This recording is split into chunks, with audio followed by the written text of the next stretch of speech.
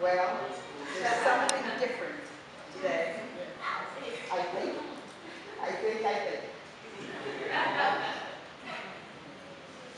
That which is different is that I'm out here.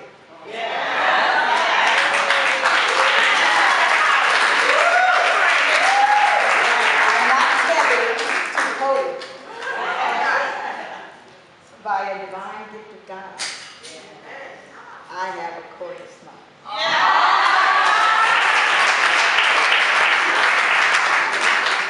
An anonymous gift came through, and we now are in the 21st century.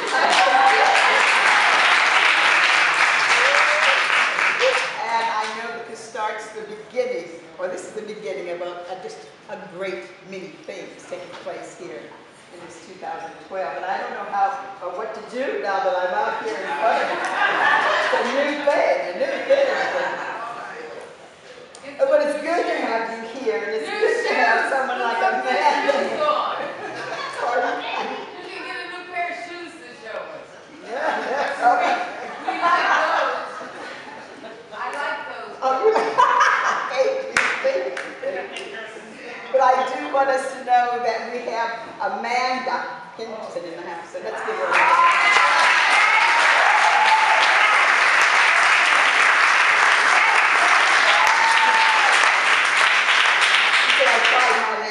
Yesterday. Yes. I cried, and I know that was no more. Yes. Because I always have that divine presence within me. I always know that divine presence is ever with me, guiding and directing me. And so I needn't shed those tears for no thing. I'm talking about those things that are invisible. I needn't shed tears for those no thing issues or conditions that seem to come forward, because I have that divine presence within us. I have that divine presence that I know I can always turn to.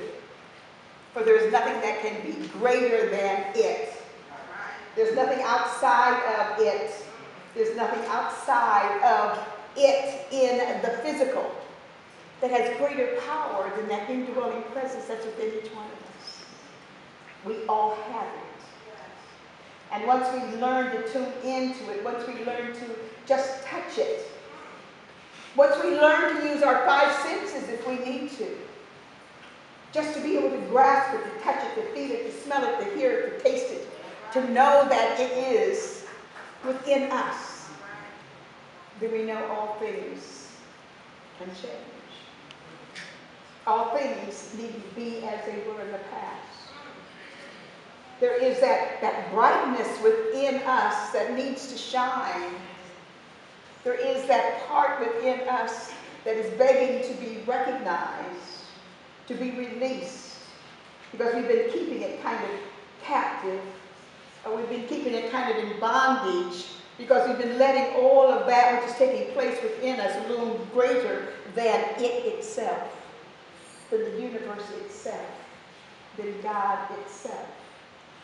And so that leads us up to this whole month's discussion, is that it has been blurring our vision if we're not able to hear directly, if we're not able to feel as we want to feel, if we're not able to feel the richness and taste the richness of our whole being, then it's time for a change.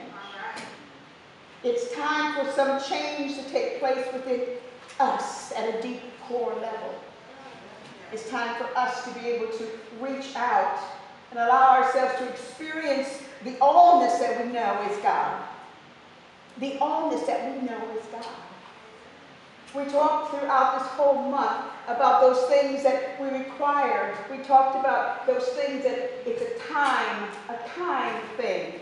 When we're talking about chronos and kairos, and we're talking about when is the right time for us to make that change in our life.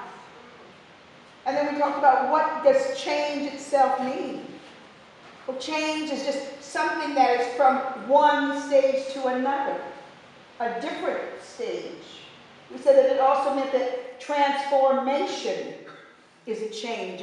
And there's even a change within structures that we're getting familiar with. And the most recent one we heard of is the pink slime that many stores have and many schools are serving as that the genetic made meat and all. Those are changes. Those are changes. And some of them we don't really like, and some of them we don't even know about. So it's taking us to be a little more aware of what's going on. But those are changes as well, because if there isn't change, then there's stagnation. And we know that that which is stagnant doesn't allow the free flow of life to come pouring through. We see the Dead Sea and we know what it means, and that nothing comes out of that Dead Sea. It all goes in, and there it dies. So we know change is inevitable, but it's up to us to decide what type of change are we looking for? What kind of change are we ready to see? What kind of change in our own identity are we ready to address? We all come here with an identity. We come here knowing who we are. And somehow we have made that obscure because we have allowed others' identities to come into formation. And so we've lost track of ourself, lost track of our oneness, our wholeness. And we've allowed ourselves to go on through life not really knowing or understanding who we are. Well, that identity that we hold is very important. That identity that we had when first we were created is the most important thing of our lives. And that's what we need to identify if it's time for a change, which means a change back to that which we know is the truth. Is it time for a change to recognize that that truth is what makes you whole? That truth of the divine presence within you is what causes you to feel and know that there is nothing outside of you that is greater than that which is inside of you. You see, we go through life having this, what we call the external referral, but our whole identity is primarily based on that which is exterior.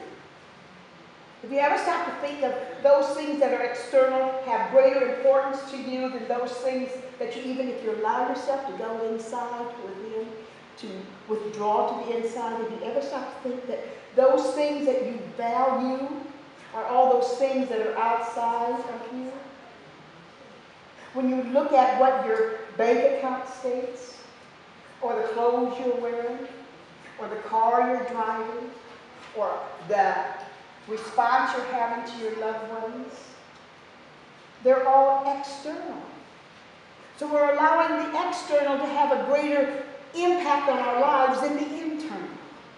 We're allowing ourselves to be externally driven, allowing those things that are the biggest things in our lives on this earthly plane that we see, allowing them to be the motivators for us throughout our lives. We're allowing them to dictate who we are. And we keep on trying to up the ante. We keep on saying, well, if they can do it, I can do it. That's the wrong way to look at it. I've got to be able to do it first. Because I'm a unique individualization of the divine. By comparison, I lose my uniqueness. Do you see that? Yes.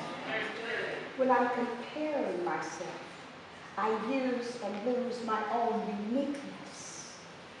Because I'm trying to identify that kind of design and apply it to the design I am. And it doesn't work that way. The comparison can go only to a certain point, but we forget the point.